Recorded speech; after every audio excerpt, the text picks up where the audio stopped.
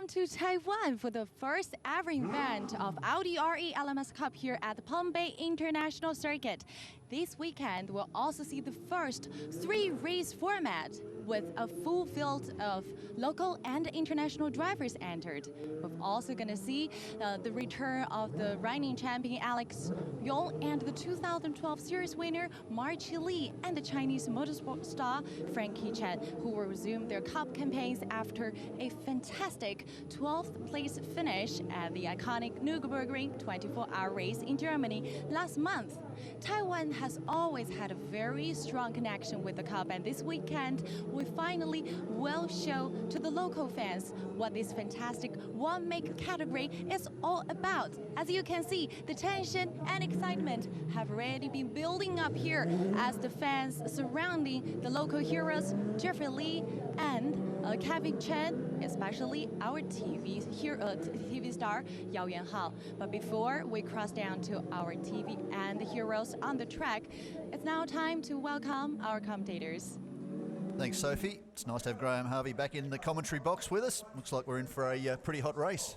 Oh, it's fantastic to be back and coming to Taiwan. It's been long overdue. Audi have really taken the Taiwan market seriously since 2009, and last year Audi Taiwan achieved record high annual sales, so it's really appropriate we're in this fantastic nation of Taiwan. Had a great start already to the 2015 Audi R8 LMS Cup season. It's seen a number of different drivers in contention for a podium finish. We arrive at Penn Bay International Circuit for what is an historic event, the first time we have been in Taiwan for a 3-race program, another first for the 4 seasons of the Cup. There are a number of returning drivers here this weekend, as well as some strong local talent, but all will be looking to unseat Swiss driver Rahel Frey, who claimed the points lead last time out in South Korea. Frey might not be here this weekend, but the Castrol Audi will be very well represented, with Mr. Macau, Eduardo Mortara, taking the reins for his 3rd event in the Cup since 2012.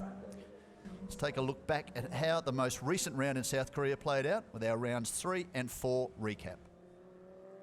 Second event for the 2015 Audi R8 LMS Cup in South Korea saw Rahel Frey and experienced series rookie Jean-Carl Vernet battling at the front of the field.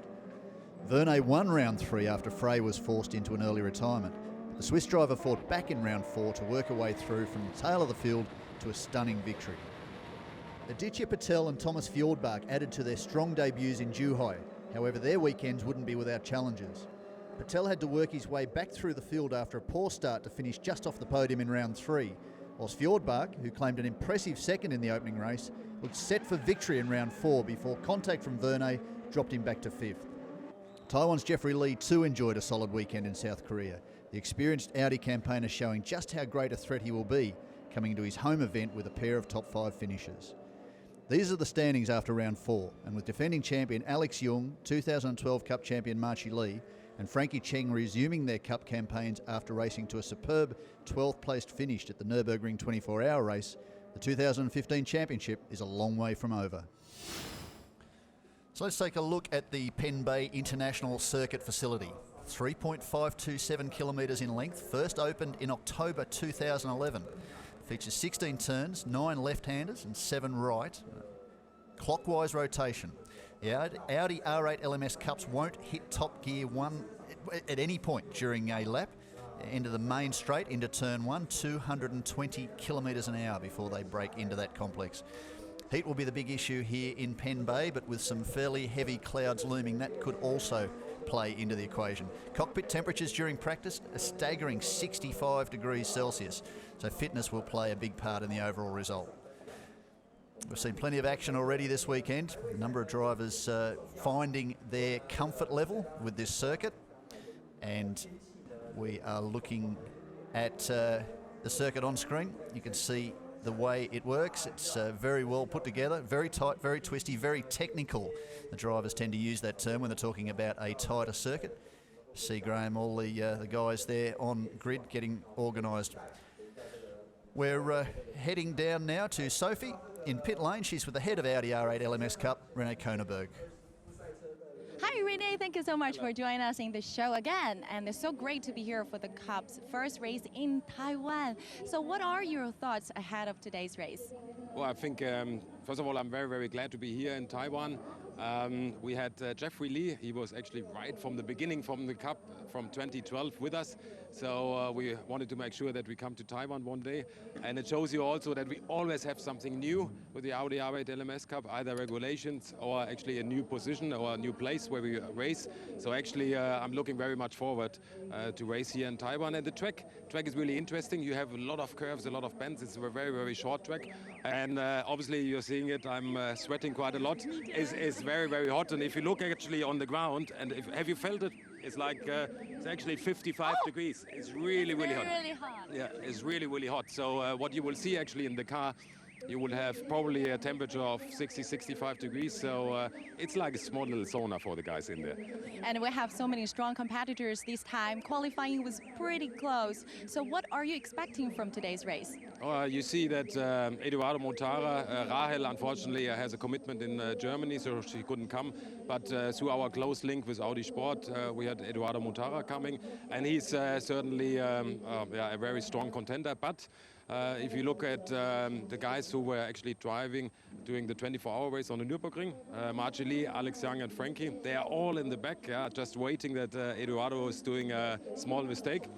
And during the qualifying, actually, Eduardo used around about 11 times push-to-passes, and Marci also. So I think that would be quite a big fight. Unfortunately, Alex has a little bit of some kilograms, also weight ballast in the car, but I think it will be a close fight. And watch the two new guys, Aditya Patel, I think, and Thomas Fjordbach. They're standing a little bit in the back, but it could be very interesting. Thank you so much for joining us, and we will see who's going to be the top, on the top of the podium today. Now it's time to cross over to our commentator. Thanks, Sophie. Well, Graham, that's interesting words from Rene there. He's right. He picked the guys who are likely to be contenders, but it'd be interesting to see what this weather does because it's really looming quite dark. Yeah, and also the headline of this weekend is the big cats away and the mice are going to play because Rahal flies away. And this weekend, stay with us on Audi R8 LMScup.com because we've got a triple header for the next 2 days, and it's 75 points in total.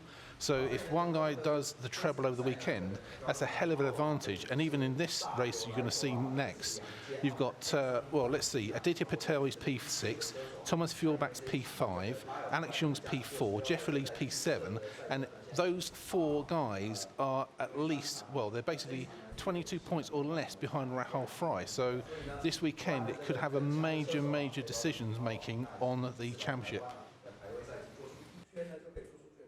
Yeah, it'll be interesting to see who comes out on top here this weekend. We've seen a couple of different winners this year. Alex Young, of course, won the opening round of the championship in Zhuhai.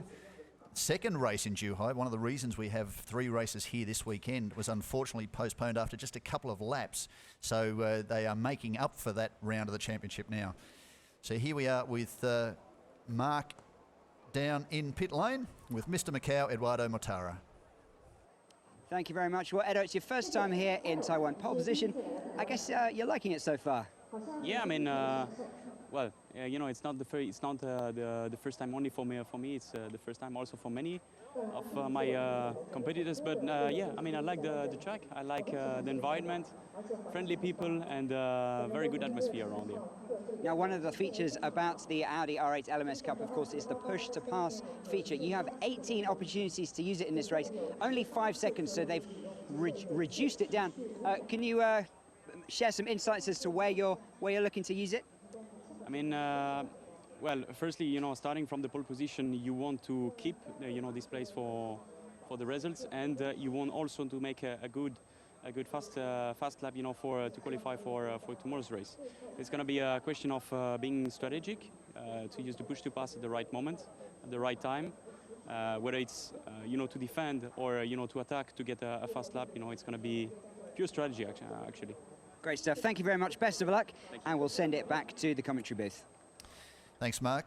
Edo's done a very good job. This will be his third event rather. He's had 3 prior races with Audi R8 LMS Cup. He's started from pole in 2 of those, and he's won 3, so be interesting to see how it plays out. This weekend is the first time the Audi R8 LMS Cup has travelled to Taiwan, so we took the chance to take a lap around the Penbay circuit with AM-Class frontrunner Alex Au. Hi, it's Edo, and now I bring you for a lap in Penbay International Circuit in Taiwan. we go for a lap around the Penn Bay International Circuit. Main straight, full revs, fourth gear, coming into the first corner. Very fast left, clipping slightly the inside curb, going into the second corner. Third gear, very, very long corner, where the exit is quite important. Straight afterwards is quite long, up to the gears fourth, and then braking back to third. Again, a very long right corner, where the exit is quite difficult, coming into a very, very short and tight hairpin. First gear, exit can be quite critical there. Traction can be a bit difficult to get, and we go up to the gear second, third, a fast left where we keep third, coming into an hairpin, third, second, first gear. Exit there is quite important. We use all the exit curb on the exit. We go up to second, back to first for another hairpin. There the exit is also quite important. We have a fast kink where it can be quite easy to overdrive the car.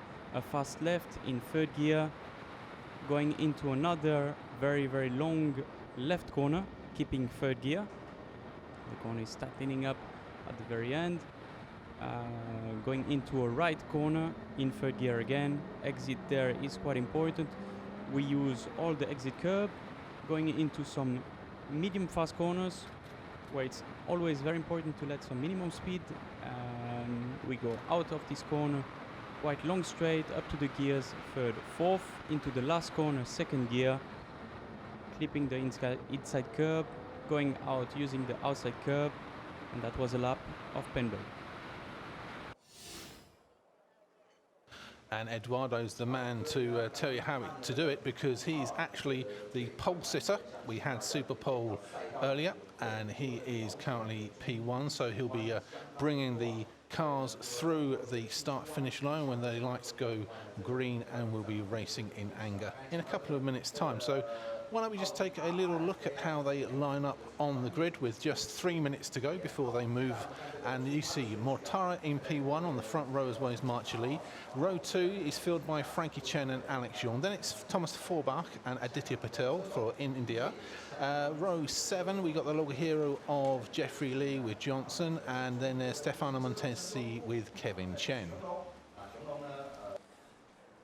KOU holds down position number 11, sixth row of the grid. Alex Au alongside. Then it's Ashraf Diwal, Kimmy Chin, Andrew Kim, Daniel Bilski, Hao Yao, the local TV star, Sam Locke, Jackie Young and Winch Lee bringing up the tail end of the field for the Star Speed Racing team.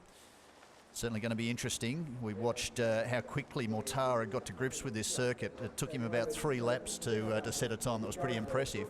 But what we saw during Super Pole was the fact that he managed to set a faster time than he did during the qualifying session. So the group qualify for 15 minutes, then there's a field set of 8 cars that have a single lap shootout for Super Pole. You would think once the car had cooled down, everything had cooled down, the rubber wasn't quite as hot, the car wasn't prepared, the driver's head wasn't prepared like it had been in a 15-minute session, that you wouldn't go any faster. Well, it took him 1 lap to do that. Even in qualifying, we had a 15-minute session. He sat in the pits for 10 minutes and just waited till somebody else set a benchmark, did 1 flying lap, and he was 6/10 quicker. That's got to be fairly demoralising. Well, if you're one of the 4 drivers chasing Rahul this weekend, I'm sure Aditya Patel may have been a bit disheartened with his P6. And Alex Young, he's technically unbeaten so far this season with the races at Zhuhai. He's on P4. I'm sure he would have wanted to be up a little bit further up the front row to capitalise on anything that Eduardo may do around the first couple of turns. And also, of course, you've got Thomas Fjordbach and Jeffrey Lee. Jeffrey Lee's P7, Fjordbach's P5. So these guys really want to start the weekend with 25 points, and also they've got to worry about the weight ballast as well, because obviously there's 50 kgs on top of your car if you actually win this round. Well, it's interesting you bring that point up, because just prior to the start of the race, Alex Young discovered that under the regulations, that even though he missed the last event, he won the last race that he competed in. So as a benefit of that, he carries the 50-kilo penalty into the next race in which he competes. So he's carrying the 50-kilogram weight penalty. That'll slow him just a little. It'll be interesting to see. But what might happen is that could potentially work in his favour if it rains. So we don't know yet. It's getting very, very dark outside. You can't see it on screen just yet, but as they circulate, you will pick up that the weather is changing. The wind's picked up too, which is a bit of an indication. So we'll see how this race plays out, but certainly these guys will all be doing their best to try and close down that gap to Rahel Frey. And we mustn't forget the other divisions in this Audi R8 LMS Cup, because there's a lot of people watching on streaming that are following their drivers. And of course, in the Amateur Cup after 4 rounds, Ashraf Deval leads with 55 points. Daniel Bilski is 9 points behind. Jackie Young, the perennial here in the series, is 23 points behind Ashraf Deval. Sam Locke is 25 points. Alex Awu and Samson Chan are on 25 points, so that's only 30 behind the leader Ashraf Deval. So we'll keep you updated throughout the weekend on the Amateur Cup, of course. The main division will take up a lot of our time, but of course we do understand that on live streaming, you've got your local heroes, you've got your drivers you want to follow, so we'll keep you updated on the Amateur Cup as well. We've sadly lost one car here this weekend during practice. David Cheng, who many may be aware of, American-born driver. He's competed in Le Mans over many years and was there this year. He was about to make his series debut for this year, has been involved in the past, but make his series debut, unfortunately came unstuck during opening practice and made contact with the wall. It looked fairly innocuous, and we've seen some big crashes with the Audi R8 over recent years, but these things are damn near bulletproof. So they looked at the car, it didn't seem too bad, but there were some suspension pickup points that were damaged in the contact with the turn 13 wall. They've had to put that car into retirement, which is disappointing for David, because very serious competitor, loves his motorsport, and the Michelin car will be sitting this one out. And you may have noticed the people are packing into the top of the grandstand. They've got 3 heroes here, spearheaded by Jeffrey Lee. So the Taiwanese drivers are going to be having their fans cheering for them down this start-finish straight when we're about to go live. Remember, this is a rolling start, so Eduardo Mortara will be backing them up fairly soon to come round. They're around turn 12 at the moment, and then they'll be going up to turns 13 and 14. There you can see the pace car just speeding up a bit. So Mortara now takes control of the field with Marchi Lee, and then after Marchi Lee, of course, you'll be having Frankie Chen and Alex Young in P4. So this is going to be mighty exciting. This is the first time in Taiwan. Mortara is on the right-hand side of your screen. He controls the field with Marchi Lee in the black car. Then behind him, you have, of course, Frankie Chen, Alex Young. They now come into the final turn, and we are waiting for the control to hit that button. They build up the speed. And it's race time in Pembe, and the Fast and Furious gang are back in action. And Mortara takes it through into turn 1 in the lead. And also we have Frankie Chen in P2 with P3 is Marchi Lee and Alex Young as they make their way up to turn 3. Brilliant start from Eduardo Mortara. You can see him just move across a little bit and put Marchi Lee a little bit out of line. Now here we look like a passing move on the run into turn 3.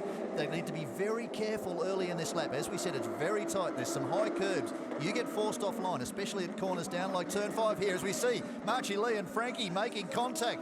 Forces Frankie wide on the outside. This is getting really hot really quickly.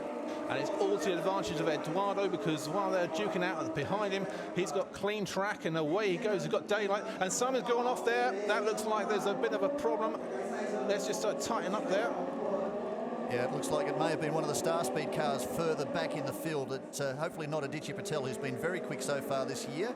We don't like to see any car forced wide. They've been told before this race, as you see, Jeffrey Lee in 5th position. That's a great start for the local driver. Patel immediately in front of him. This is going down quite nicely off the start. But as you say, Mortara's getting well away at the front. And what the drivers also have to notice is that you've got 16 turns here, but the track is not uniform. The track actually goes from 20 metres down to 12 metres, so you're going to get some bumping and boring and some handbags around a couple of these turns as they come round to finish their first lap with 2 corners to go. I'm not sure how many swinging handbags we're going to see with Rahel not here, but certainly the guys are really going door handle to door handle. But they were warned early in the weekend that they need to give each other racing room. There isn't a lot of room for error here. They don't want to see too much contact. Obviously, they want to see these cars finish. And that's Andrew Kim, the AM driver, who debuted at South Korea. Very, very quick young driver. So he's trying to work his way forward in this field.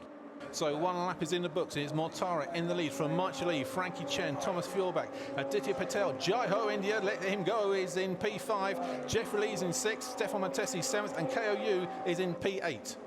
And Tazy's doing a great job. He's been planning to get himself inside the 10. He said, I'm an AM driver, but I want to compete as a pro because I want to push myself to do better every time. So his goal's always to be in the top 10 and start to creep forward. He had a lot of drama last time out in South Korea, made heavy contact with the wall, as we see a bit of a battle here further back in the pack. That's Kimmy Chin in the number 6 car, the blue car, with Andrew Kim immediately behind him. So as we go through this second lap there, you can see Johnson Huang there. He's looking good, and there's a battle here. This is for P11 and P12 between Tian Quinn and Kim Andrew. Ashraf Deval is right behind them as well. So they're making this twisty, you start to get into this twisty, turny section of the track here at Pen Bay. You're always on the turn. Looks like Alex Jung starting to move up a little bit there. He dropped back a little bit further than we would have expected the reigning champion and the former points leader to be. He wants to get further forward in this field as quickly as he can. They can also see this weather approaching, so you don't know what's going to come. Marchi's actually starting to close in now on the rear of Eduardo Matara, so you wonder whether or not, well, you've got push to pass. We've got to consider push to pass. We need to explain that to the viewers very shortly. Yes, you've got about 18 pushes to passes in this race. So as they go across the line the second time, well, March Lee's halved that advantage. It was 1.4 behind Eduardo. Now March Lee is 0.7, and Frankie Chen, Fjordbach, Aditya Patel, Jeffrey Lee, Alex Young's popped up a place from P8 to P7. Eduardo Matara, very experienced campaigner. German touring cars, DTM it's called. He was leading the championship earlier this year. He actually competes in the number 48 Castrol RS5 Audi DTM car. So very, very serious campaigner. He knows what he needs to do. What he might have done is leave his push to pass. Now what push to pass does is a button on the steering wheel that gives the car an additional 50 brake horsepower for up to 5 seconds, but only under full throttle. So they have to take all those things into consideration. Marchi closing in on the rear of the Italian's car may not be a signal that Mortara has a problem, but that Marchi's decided he's going to attack with his push to pass early in the race. He's still got to get past Mortara. Mortara might want to keep his in reserve for late in the race. If for any reason he starts to come under attack, he can use it and fire forward. So just keep you updated on the amateur division. We've got the 51 car Johnson Huang leading that from Andrew Kim. Then it's the 6 car, and Ashraf Deval is P13. It's getting very interesting. Good to see Jeffrey Lee moving forward. He finished in the top 5 twice last time out in South Korea. This is his home track. He's had a lot on his mind this weekend. We probably expected to see him qualify a little bit further forward than he did. He did quite well, but we were probably thinking that there might be a bit more out of Jeffrey.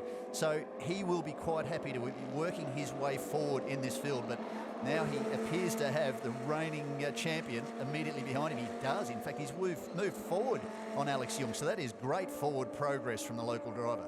But Alex has been in this division for he's from the start. I think Alex has been racing in the Audi R8, so he knows how to pace his car. You don't really want to burn the fuel right at the start. You've got to let the car bed in and gradually creep through the race and save a little bit for the end, because Alex knows it's a war rather than a battle, basically. You want to kind of just pace yourself through this long weekend, pick up the points, be consistent, and make sure basically that at the end of this weekend you're challenging for the championship. What's interesting too, the one thing I guess, it's probably fairly obvious, it's the Audi R8 LMS Cup. The cars are identical, the tyres are identical. Essentially the only real difference is the driver ability and the weight, given the success parity from the previous race. So with everything identical, you'd expect to see everybody on the track at the same position all the time. But there are variables. Some guys are better at longer circuits, some guys are better on the tighter, twisty circuits. We're talking about Jeffrey Lee being experienced at this circuit. That has an advantage too. So all these things come into the equation to make for an interesting race. You're talking about conservation. If you're very hard on tyres, then you'll want to get away early, because you know that your car may tend to drop off pace a little bit towards the end of the tyre life of the Control Michelin S9L. But we've seen they're a very, very durable, hard compound Michelin, capable of dealing with this. But talking about track temperatures, it could be 55 degrees. I mean, that's tough for anybody to cope with, much less the tyres. And the gentleman that went off at the start, I think we can confirm, was Kevin Chuan, but he's rejoined. He's nearly about a lap behind, but he's still racing around the track in anger, as we keep seeing this battle between Jeffrey Lee and Alex Jean for P6. Eduardo Mortara's finished lap 4, and he's now just extended the lead to Marchi Lee, and it's just the same for the top 5. Morotara, Marchili, Frankie Chen, Thomas Fjordbank, Aditya Patel. That's your top 5 going into lap 5. Looked like we're on board with reigning champion Alex Young there. You could see just how dark that sky is that they're driving into. It could rain at any moment. We saw a few showers about an hour before the race started. Pretty much dried up before it hit the ground. Didn't really affect the racing that was on track at the time. So hopefully we'll be able to get through this one, because it will be bedlam if we see suddenly a big downpour. Well, obviously, if the track is dirty and the rain comes down, you've got all the bit of oil and kind of rubber that's mixed up with previous races we've had today. So I think the guys at the front of the field, when they see the rain spots coming down the track, they want to get this finished early, because otherwise there'll be some spin-offs later on in this 16-lap race. So we're 4 laps down, half an hour or 16 laps. So they predict it'll be about half an hour. That's a very deep move by Alex Young on Jeffrey Lee as we head down to the turn 8 and 9. We're heading into turn 9 now. And now that's Stefano Matesi trying to get past Alex Young. So now Alex has been attacking. He's now under fire himself. So you've got to be very careful. Again, all these cars are matched on performance. You've got to pick your time. You've got to make sure that if you make a move, you make that move stick. That's the beauty of this Audi R8 LMS Cup Series. You make one mistake and all of a sudden you've got 4 or 5 cars breathing down your neck quite quickly. Alex Young's paid the penalty for that dive down with Jeffrey Lee. So Jeffrey Lee is currently in P6. Stefano Matesi is in P7 as they race around this Pembe International Circuit. We'll look at it as you were saying. Eduardo Mortara is getting away a little bit more in front. He's controlling the pace. He knows where Marchili is, over a second behind. Frankie Cheng, 3rd position. He's 3.1 seconds down on the race leader now. And it's Thomas Fjordbach, the young Danish driver who made his debut in the series at the first round in Zhuhai, and Aditya Patel, who's been very, very fast from opening practice. In fact, during the pre-season testing, he was one of the quickest drivers on the circuit against some very, very experienced campaigners. And that's Johnson Huang on screen, another one of the local drivers, position number 10. Daniel Bilski, the Australian, the AM-class driver, on screen in the yellow and black B-Quick car. And that's Alex Au, who's taken us on an interesting journey around this circuit just a couple of nights ago and pointed out some very, very big curbs that these guys need to be very careful, Graham, that they're not throwing themselves across. They've been pretty good so far. We've still got a number of laps in this race left to go. And it'll be interesting to see after the race what Alex thinks about this extra 50 kgs, because he tried to dive in there with Jeffrey Lee and lost a lot of momentum. And if you've got an extra 50 kgs in your car, it's very hard to get that speed back up again. And that is possibly one of the factors for him dropping down to P8 with all the lighter cars going past him. It's certainly a disadvantage, but the point that stands behind that, the reason for it, is to try and create some level of parity between drivers. So if you've got a driver that constantly wins races, that gets ahead and away from the pack all the time, how do you bring them back to the field? The best way to do that, and it happens in a lot of GT-style formats, is to give them an additional weight penalty. And that makes it a little bit more difficult for them. It increases tyre wear.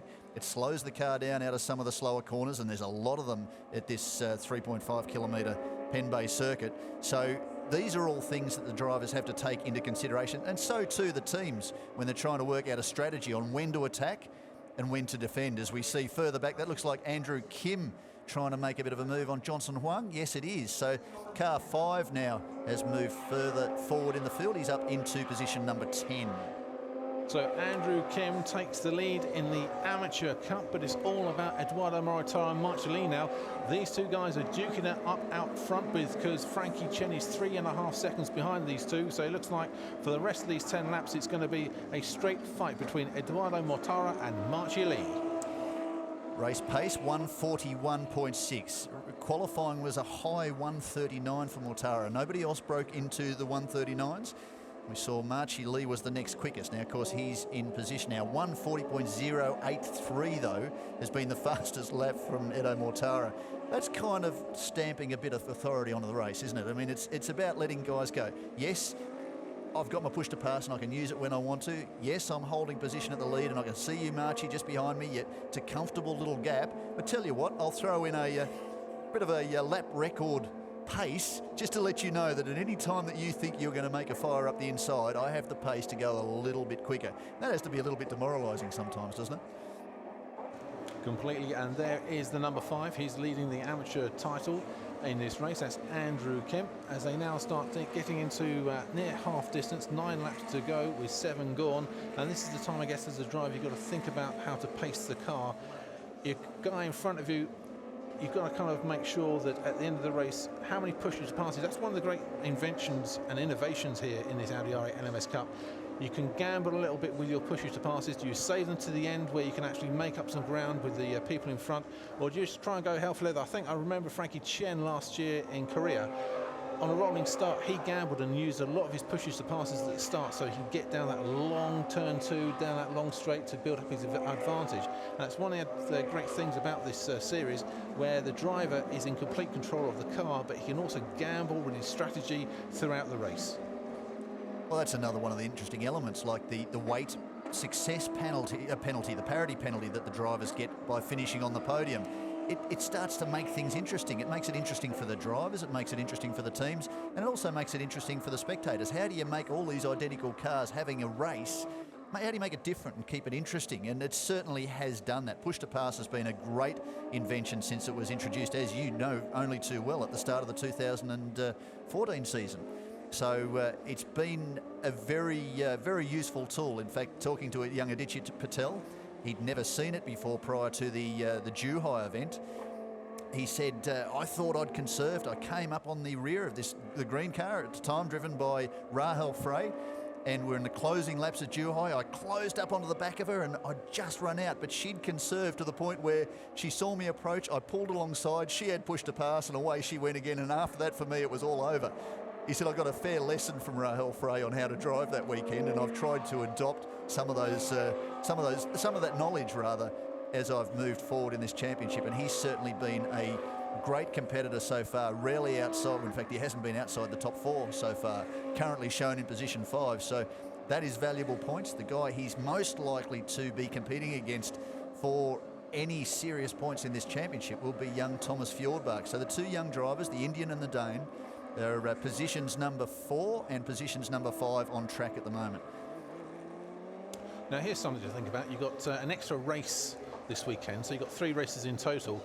If you're Marchi Lee and you know you've got all the other championship contenders behind you, do you really push it for this race? Do you let Mortar just win this race, take that extra 50 kgs tomorrow, and then you've got a car who's better suited for the next 2 races tomorrow? Throwing down to Mark in pit lane. He has some more information about how the race is unfolding. Well, it's very hot and humid all throughout this weekend. We are just beginning to have a few raindrops falling down here. Hopefully, looking up at the sky above, shouldn't be too bad, shouldn't affect the racing, but I'll update you if it gets any worse. So just a little bit of a light drizzle at this stage. Hopefully, it won't affect the racing. Back upstairs to you guys. What's interesting is, thank you, Mark, you can see the rain starting to fall now. So, Graham, this is going to get very, very interesting. This is going to have a big impact on the way this race is going to unfold. What you were saying earlier about Marchi Lee and when he chooses to attack and how important it is for him to get past Edo Mortara, apart from maybe a little bit of glory of being able to compete against and defeat one of the best Audi drivers in the world, there's probably not a lot to gain. So he wants to think championship. He's won this before. He's the 2013 champion. 2012 champion. So he knows the way this game works. The thing to keep an eye on now is how much rain's going to fall from the sky and what impact that's going to have. Now, Marchi Lee is shown back in position number 4, so he's dropped 2 positions. See, windscreen wipers on now for Jeffrey Lee. Sounds like we're getting some news from pit lane that there has been a drive-through penalty for Marchi Lee, so it'll be interesting to see what that's all about. That will be a little bit clearer after this race, and we'll let you know during race 2 as to how this has played out. So with 7 laps to go, it looks like Eduardo Mortar's been handed victory, because Frankie Chen is now about 4 seconds behind, and that looks like it's the 7 car, was it Jeffrey Lee, who had a little bit of problems? It looks like he's almost come to a stop coming out of turn 5 there. Matesi just managed to avoid serious contact, but we wonder whether or not Jeffrey Lee is going to be able to regroup and continue on. That'll be sheer frustration for him because he's done such a good job here this weekend. Of course, we're talking about he's a local driver. He's represented Taiwan for a very long time, and he probably more than anybody has been so overjoyed at the fact that we've been able to come here with the Audi R8 LMS Cup and compete at the Taiwan circuit here at Pen Bay. So we're going to have an exciting finish here. Eduardo Mortara looks like he's nearly home and hosed with 6 laps to go. But the championship contenders are all together. You've got Frankie Chen, P2, Thomas Feuerbach in P3, Marjorie Aditya Patel and Jeffrey Lee. They are the next 5 in the field, and they are all trying to capitalise on Rahul Fry not being here this weekend. So we've got some slower cars further back in the order, and one of the things that the lesser experienced drivers will have to take into consideration, we see Marchie Lee at the front of the field there in the 88 Audi Hong Kong car, is that they need to be cautious. These cars have got a lot of performance, up to 600 horsepower under push to pass, and if the conditions are a little bit slippery, then they need to be very, very careful. So on screen, that is Stefano Montesi with Alex Jung, the reigning champion, the #1 car. So, of course, KOU is the big star in South Korea, but Andrew Kim is making his name for himself today. He is currently leading the amateur race within this round here at Pen Bay International Circuit. Andrew Kim made a stunning debut. He's running right with the leaders in South Korea. It prompted a number of the AM drivers to say, hang on, is this guy really an amateur? He's been very, very fast. But we've seen drivers upgraded in the past that have come into the series as amateurs, as rookies with the Audi R8 LMS Cup, and been able to perform very, very competitively against the professional drivers. And this is a good job by Montesi, with Alex Jung behind him. We're crossing back down to pit lane with Mark Dreyer. Just a quick update from here in the pits. The drive-through penalty for Marchie Lee that we had just a few moments ago, that was for avoidable contact on the first lap with Frankie Chung. So that's why Marchie went through the pits. But more drama here for the crowd. They're loving it. Everyone gripped to the action, all eyes on the big screen, enjoying particularly the performance of their hero, Jeffrey Lee. Back upstairs to you guys. Thanks, Mark. Yes, Jeffrey Lee's doing a had been doing a sterling job. We just checked the timesheets to see where he dropped back. So he's still running around. He's in position number 12. So he had a bit of an issue there coming out of turn 7. So that was frustration for him. That allowed Montesi, who's on screen here now, to take the position away. So Stefano now moves up to position number 6. That's Andrew Kim, who we were just praising. We've given him the commentator's curse, unfortunately, and he's run off the circuit.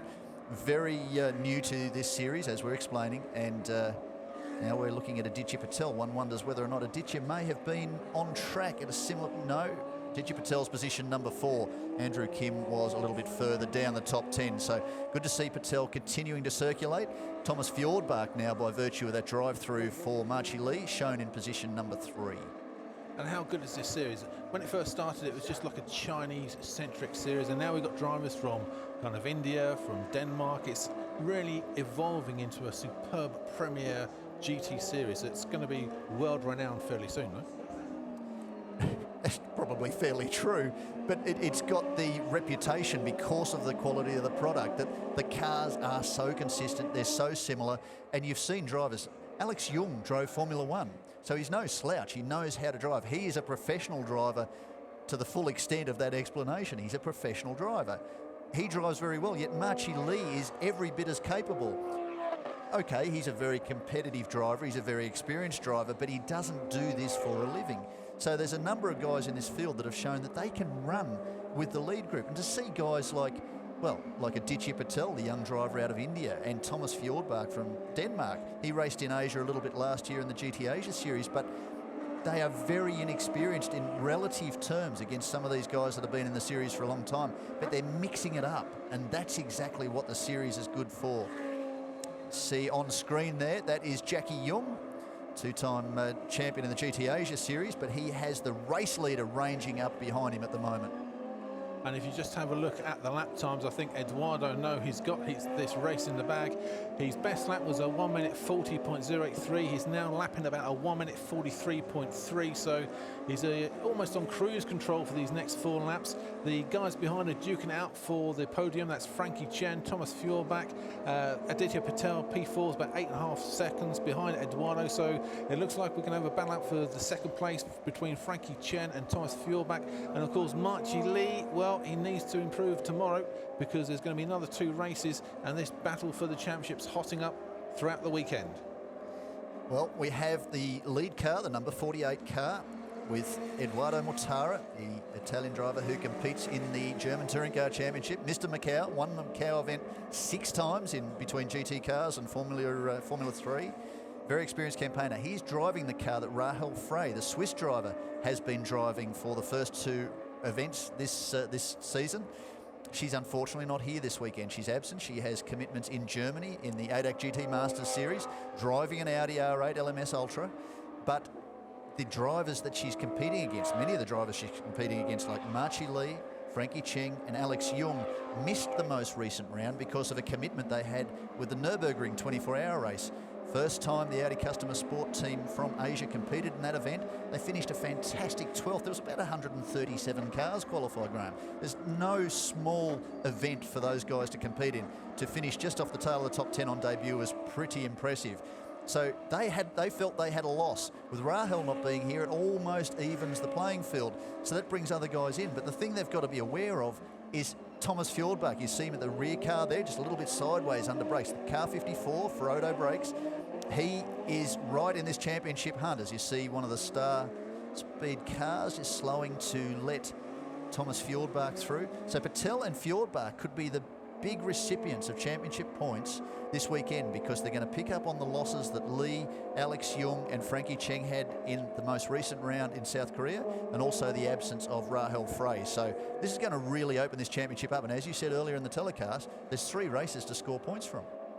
And also, as we now come with 3 laps to go here in Pembe, a lot of the drivers who are challenging here, I'm sure Frankie Chen and Thomas Fjordbach, back markers. Of course, you have the blue flags flying around by the marshals, but this Pembe circuit's a fairly tight, twisty circuit, and I'm sure Thomas Fjordbach will be wanting some back marker just to hold up Frankie Chen's momentum so he can get close enough maybe to get that P2 during the final laps of this race. I was talking to Daniel Bilski yesterday after practice, and he said visibility here is actually very bad. He said what's worse is with the rotation of the circuit and the way you turn into the corner to look for the apex, the A-pillar blocks the apex of the corner, so you're almost turning in blind. The other thing is you sit so low because the balance of where the weight sits in the car determines the way the car performs. They want the drivers to sit low, but he said, I'm looking straight through the bottom edge of the windscreen. So I'm low, my visibility is very, very bad. So he said, I'm worried about the pro drivers coming past me, diving up the inside as I turn in. I may not have seen them, I'm not cutting them off. And we've seen this a number of times over the years that it does create a little bit of an issue with the lap traffic. So that is another part of the equation that both the pro drivers who are coming through the field have to face, and also the lap traffic. As the pro drivers come through and dive, they have to make a clear pass. Here, it's nigh on impossible apart from the front straight. There's very few overtaking opportunities. Well, it looks like the field is set. We may get a little bit of rain, but there's only probably about 5 more minutes left in this race. Eduardo Mortara is about 2.2 seconds in the lead from Frankie Chen. Thomas Fjordbach's pushing hard, but it looks like he's going to have to settle for the last position on the podium. And Aditya Patel's about 6 seconds behind Thomas Fjordbach. So it looks like the 1, 2, 3 has been set. If there's no problems with the back markers or the precipitation that could descend, but it looks fairly okay outside. So it looks like it's going to be Eduardo Mortara, Frankie Chen and Thomas Fjordbach, and Mortara starts his final lap. It's going to be interesting to see how this plays out. I think you're right. I think we're going to avoid the rain here. They are going to be able to complete this lap and get through and tick one of the 3 half-hour races we have this weekend off the list.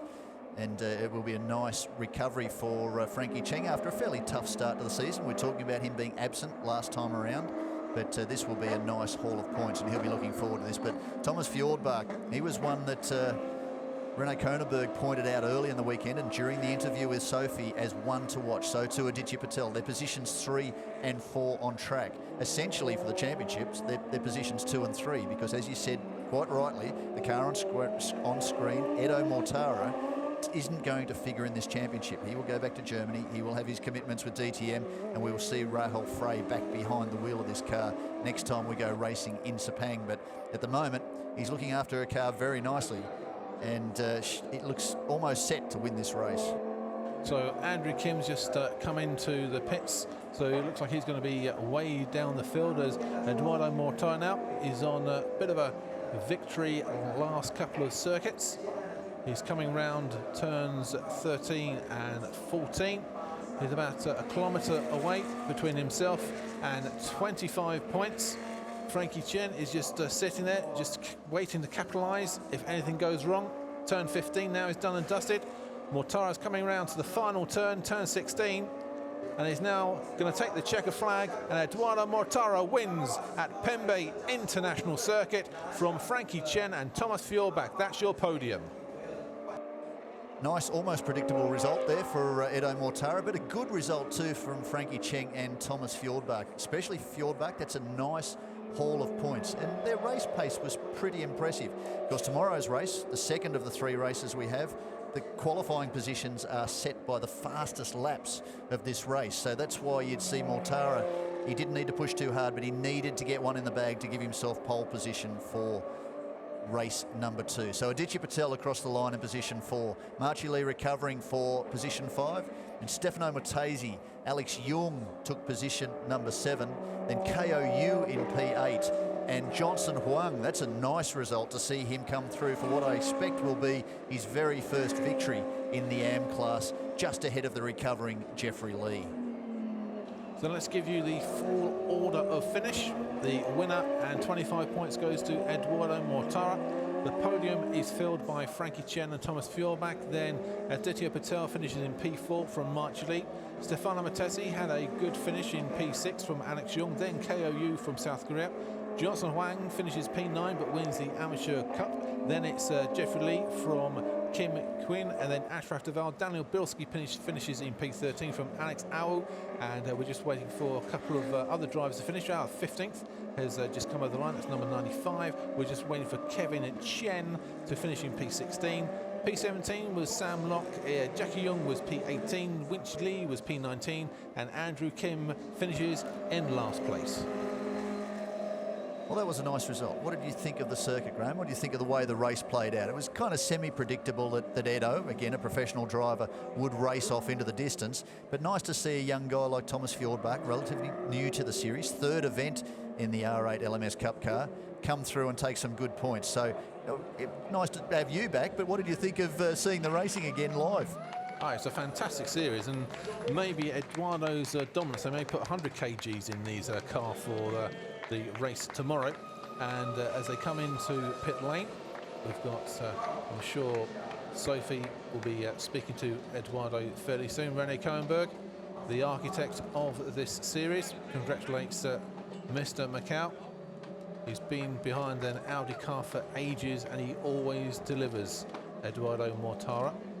Frankie Chen's had a great race, finishes in 2nd place. Thomas Fjordbach, the rookie of the series, he's making a big name for himself, getting into P3. So if you like what you see, come back, check out Audi R8 LMS Cup.com. We'll be making sure we'll be having 2 races Sunday. Check out the website, you'll be able to see the race times as well.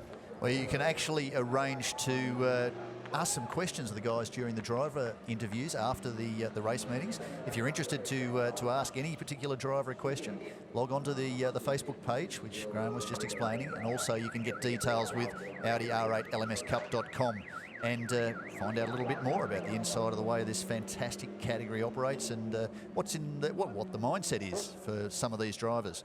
See the 6 car just pulling up there. That is Kimi Chin. Did a nice job to finish just outside of position 10. So we're getting ready to head down to pit lane and talk to the winners. See them down there on pit lane. And where Sophie is down there now with the winners. Be interested to hear from them. Edo, you win from pole position, and you also got the fastest lap time. So tell us, congratulations, tell us what has been your highlight during the whole race. I mean, it was a nightmare because of the temperatures, and I was really struggling with that today. I mean, for the rest, I tried to be a little bit strategic, and I was starting from pole, and the goal was actually to stay in front. I pushed 1 lap, managed to get the fastest lap, but my main issue during the race was okay, was to manage a little bit the tires, which I think I did pretty well. But it was the temperatures. I was really suffering today. It's the first time in my own entire career that I'm suffering that much. And definitely it was a quite a good challenge actually today. Thank you so much, and be prepared for the next 2 rounds. Thank you. And it's now time back to our commentators. Thanks, Sophie. Actually, it was very interesting, Graham. I was talking to some of the Absolute Racing guys during the early part of the weekend, and they said, Edo appeared, and they said, look, you want a cool seat? You're going to be all right? It's going to be quite hot.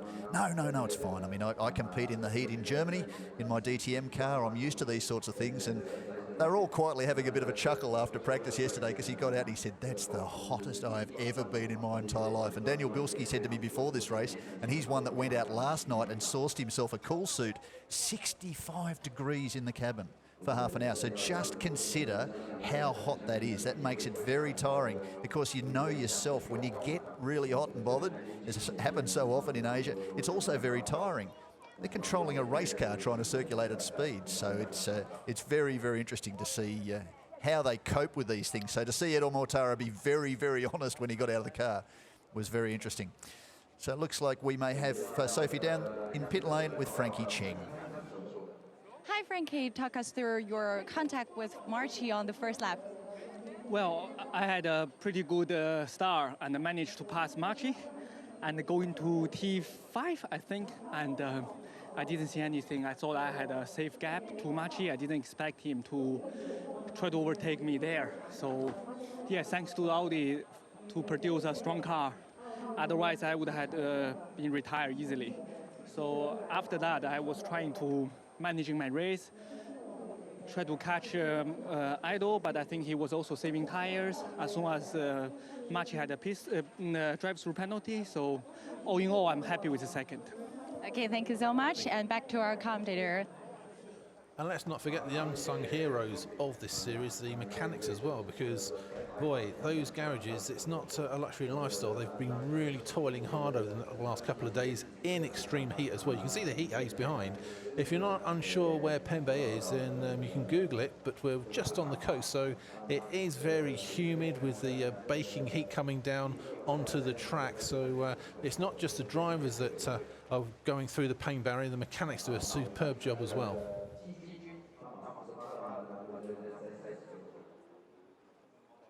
Okay, now Sophie's got Thomas Feuerbach down in Parc Fermé. Hi, Thomas. It's very late in the afternoon, but it's pretty hot still. So what's been like in the car? It was really, really hard, especially the last 2 laps, because I saw the gap he was gaining some gap, so I feel that I could not do it anyway. Then I started to feel it because my concentration went off to push that much. So really, really tough, the heat. And how did it affect your performance? I don't think it affected. Maybe the last 2 laps when but there in that time already I could see I could not do it. So if I was behind, it was no problem, I know. Every time I get the flag, finished. Okay, thank you so much. Podium finish is also a good start for the weekend. And it's now time to our commentator.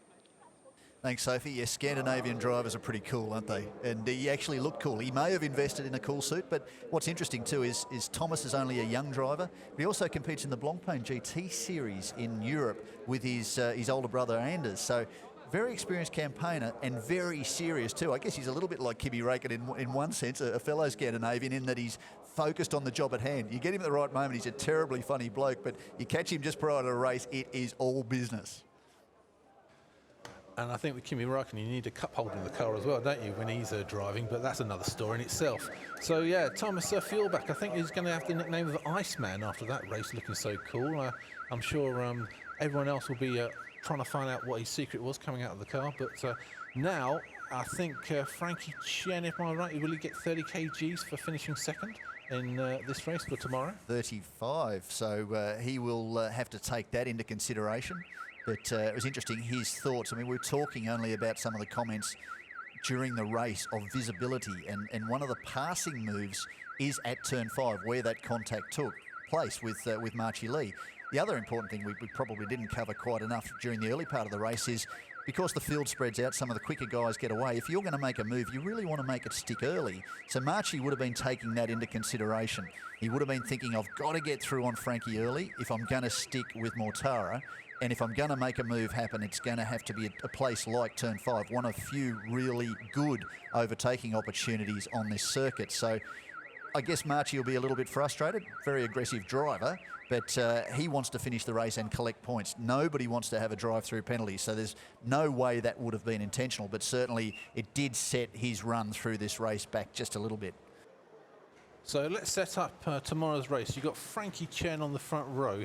If you're Thomas Fjordback and you know Eduardo is the faster guy, would you want to follow him when you're in row 2, or would you want to try and slipstream Frankie Chen and try and jump him at the latter part of the track on the first lap? I actually think it's going to be, looking at the times, it'll be Mortara and Marchi Lee on the front row, because Marchi actually set the second fastest time during that race. He was the only other driver in the 140s if we just scan down the timing sheets very quickly. So that'll make it interesting, but your point's fair. You've got to pick your position, but of course tomorrow, standing start. So you won't have seen one of those before. It'll be interesting to hear what your thoughts on that are. We've seen 2 very good standing starts so far at Zhuhai and at the most recent round in South Korea. But it's the run down to turn 1 that's the problem. It's not trying to get off the line. But if you're sharp and you're good at your starts, as we found with Rahel Frey, she picked up about 5 positions off the start on the run down to turn 1 at the most recent round in South Korea. So there are opportunities. You can get it right, you can get it wrong. It's pretty hard to mess it up. From what I understand from the technical department with Audi and with Absolute Racing is that you really can't mess it up. They put different clutches in, different electronics to cope with the standing start, and you have to do a pretty seriously bad job to stop on the line. That's not going to happen. It's just how quickly your reaction time works, which is something that happens in drag racing. Often it's not about your outright speed. The guy who's fastest or quickest, as they term them in drag racing, could get to the line with the best time and the fastest speed, but the problem will be their initial reaction. That's where it's won and lost, and not too different here. As we say, early in the race is when you want to make the move. It's not late in the race. You've got push to pass, that plays into the equation too, but you want to get positions off the start. So everybody's standing start, a lot of nerves. The very first time they did it in South Korea, a lot of the drivers said the biggest problem was the anticipation of what it was going to be like. So if you've got a standing start, do you use push to pass to defend other people going past you, or would you use it at the start to attack the driver in front of you? I guess it depends on what you're trying to achieve. That's what you've got to take into consideration. So you may well be planning to get away from the field, but you've got other guys too that will also be looking to try and attack. So attack, defend, I guess it depends on what the people around you are going to do. That's what you've got to look into. Obviously, Mortara probably conserved his. It looked as if he allowed Marchi Lee to close in behind. To close in behind someone's great. To get around them is a whole different ball game. Okay, if he can serve, that's fine. He could use them later in the race. But whilst you might have a strategy and a plan, as you say, off the line, if somebody's got a lightning start and they keep pulling those push to passes off the start to fire into turn 1 with the lead, then you're suddenly going to have to throw your strategy out the window and think about when you introduce that. So it's good, isn't it? I mean, as a race fan, you are too. This is very exciting. So it's a great thing to watch with the Audi R8 LMS Cup. So it looks like we're not too far away from seeing the drivers on the podium. Be nice for them to get out of this 65-degree cabin, relax, get a little bit of breeze, maybe stand in the shower if there's still a little bit of rain around the place. You see the clouds are still around the circuit, still very dark, but they will be hoping that they can have a couple of dry runs, because I think if this circuit's been dry for a little while, we haven't seen rain in the last week, then the last thing they're going to want to see is a sudden downpour and very, very slippery conditions. Not a lot of runoff. The one thing about Pen Bay is it's a nice tight little circuit, but you don't have a lot of runoff. So now these cars, for the uninitiated, if you're seeing this for the first time, this weekend's quite unique this year because you've got 3 races in a weekend, and am I right that you only get 2 sets of tyres for the weekend as well? So, you know, what do you do? Tyre management's certainly a big thing, as we see at the podium. There's a very, very happy Thomas Fjordback, the Iceman. You've now termed him. He is the new Iceman of the Audi R8 LMS Cup. A nice result for him to get onto the podium. He's been quick all year. Of course, this isn't his first podium. He finished race 2, or round 2 of the championship, the second race at the opening round in position 2, but unfortunately championship points weren't allocated there. but he finished second in round 3 of the championship in South Korea, immediately behind Jean-Carl Vernet. He could have won the second race there too, but Vernet made probably a fairly ambitious move to pass the young Dane for position, and that spun Fjordbach around and put him out of position. Vernet was penalised post-race, but that certainly cost either a second, certainly cost a podium for young Thomas Fjordbach, and perhaps victory. So Eduardo Mortara will be fairly soon taking the winner's trophy. It's not the first, and I'm sure it won't be the last for Mr. Mortara in this GT series. And don't forget, we've got more action later on after the 2 races tomorrow, so make sure you come back to us on the live streaming on Audi R8 LMScup.com. We're also going off to Malaysia. I think we're going to Sepang as we take in the national anthems.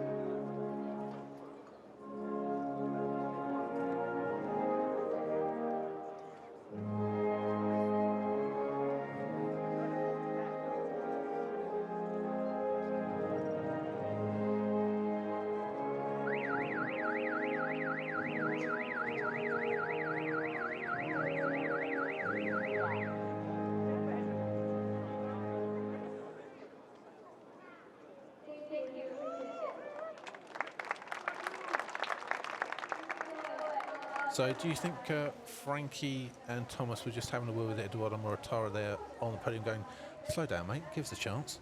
Yeah, come on, that's not fair. It's interesting, though, we're talking about the starting positions for the 3 races.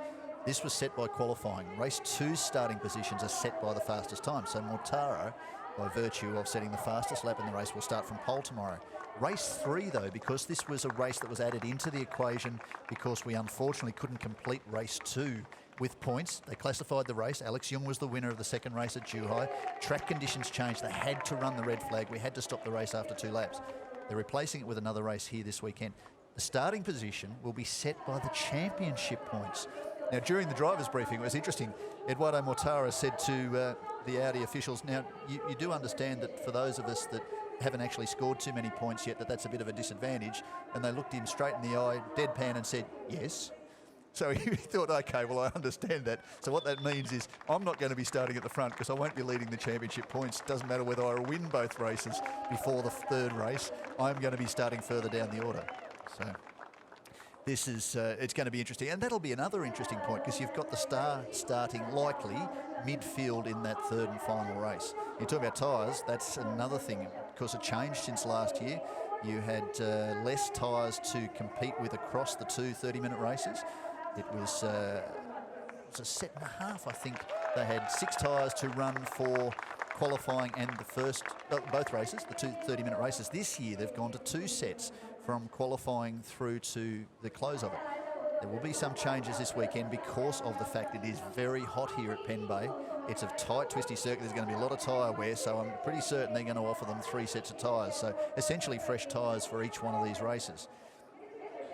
Champagne will be sprayed very, very soon. These drivers will be very keen to get back into air-conditioned comfort, I'm sure, after they have been to their media commitments.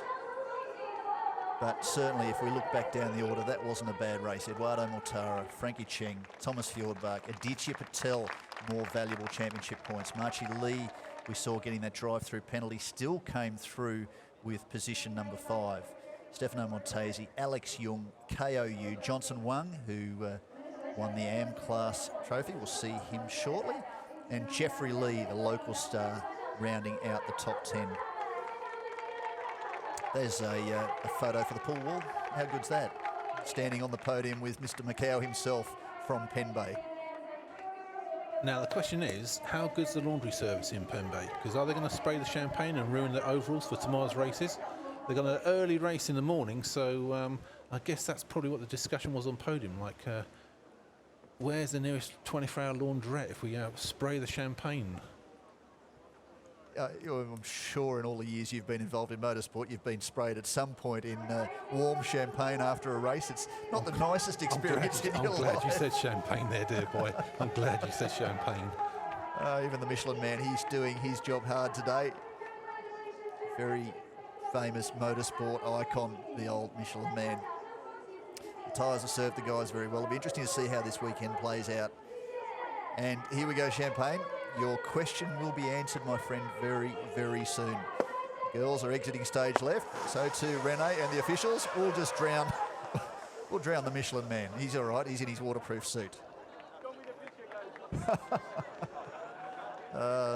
Nice result. Well deserved. A good race, and good to see Frankie Cheng back on the podium, and also Thomas Fjordbach gained some very valuable championship points. And I think Frank is going to be back in a couple of minutes because he won the 4 Rings Trophy division of this round. So when they go off, let's see if they have the 4 Rings presentation, or maybe it will just be the amateur drivers in the next couple of minutes. So again, a nice race. We don't have Rahel Frey, the points leader, up to the start of this race. Of course, championship points now will change. But her car, in the very capable hands of Eduardo Mortara, has taken victory. He's raced 3 races in the Audi R8 LMS Cup over since 2012. You've seen them, Shanghai and also Macau. He actually didn't get pole position in his first race in the Cup in Shanghai. Alex Jung beat him to pole position. He's won every race he started. So, geez, the pressure's actually going to be thrown back on him for race 3. If he's starting midfield, you want to keep that perfect record alive. Let's just see how you go. I think it'd actually be nice to see someone else win, wouldn't it? And what about Alex Young? He was P7, so he drops down the field a little bit on the championship title contenders, but he now loses those 50 kg, so his next 2 races tomorrow, he should be storming up the field to get hopefully a podium or 2. The thing that'll be interesting to see from my perspective is how quick Marchi Lee will be. So if he was quick enough to set a front row starting position for race 2 tomorrow, he doesn't have any weight penalty. He's finished in position number 5. He's unencumbered, whereas Mortara will carry that additional 50 kilos. So that could have a big bearing in race 2, because Marchi was actually very, very quick. He's quick through qualifying. He set the pace early, and we thought the pace was pretty impressive. But Mortara sat in pit lane until 5 minutes to go, went out, did 1 single flying lap and set a very stunning pole time. And then, as we said earlier in the telecast, during the pole shootout, the 1-lap flyer, everything had cooled down. He reprogrammed the brain, went out and set an absolute screamer in the high 39s.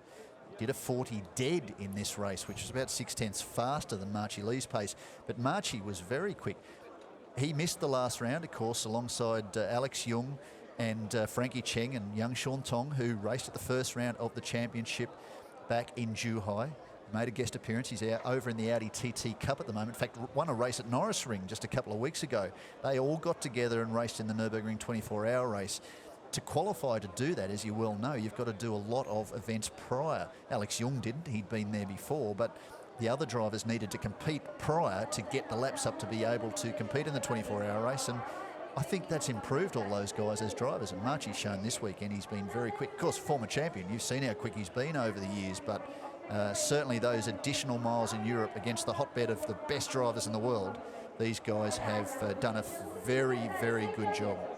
So Marchi might be one to keep a close eye on tomorrow, and certainly Frankie will be looking to fire up his championship, because he's been a hot contender for many years, won a lot of races, but just hasn't quite managed to put a championship together.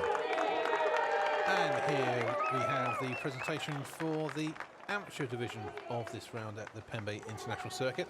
Race 5, that is Daniel Bilski. He gets 3rd place. 2nd will go to Ashraf Deval, as he just comes out. Very well done.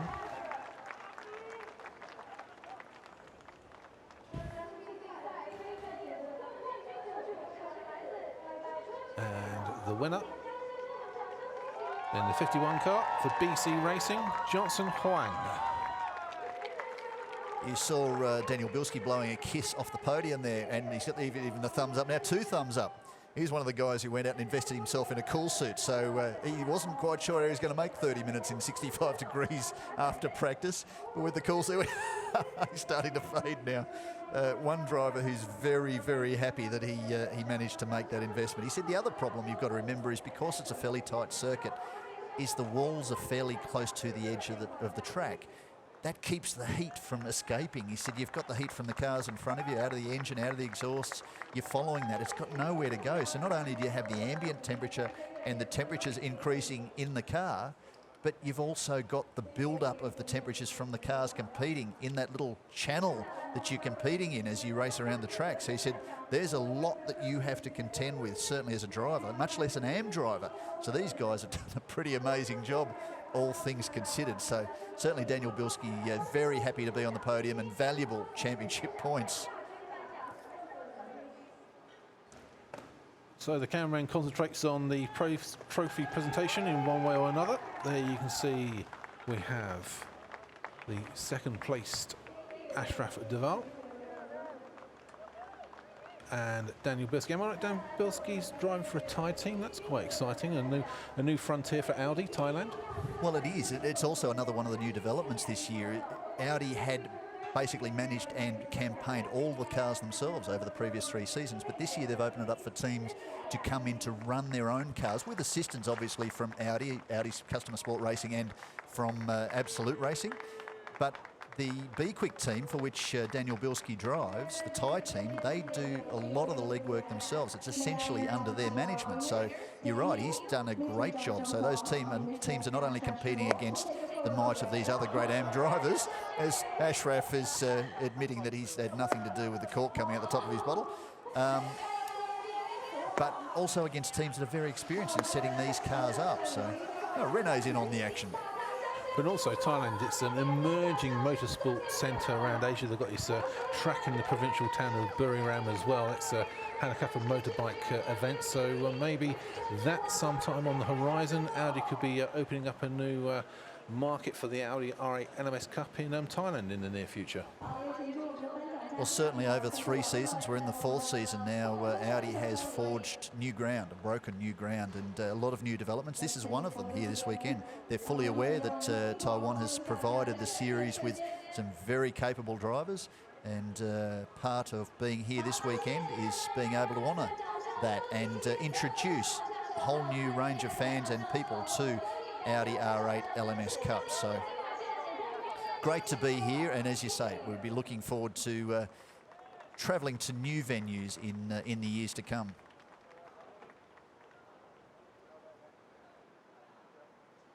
Okay, just to recap, we've had round 5 here in Taiwan. You don't have to wait long for round 6 because it's coming up tomorrow morning, and then in the afternoon we finish off this triple header with round 7. So have a look at Audi R8 LMScup.com. We've got 2 races tomorrow, and here's Sophie down on the podium. Wow, 1 race finished and 2 more to go tomorrow. And we have experienced fantastic racing today because this is the first ever triple header here in Taiwan. We have plenty of fans here and we're expecting even more tomorrow. So please join us live tomorrow at AudiRE LMScup.com. See you tomorrow.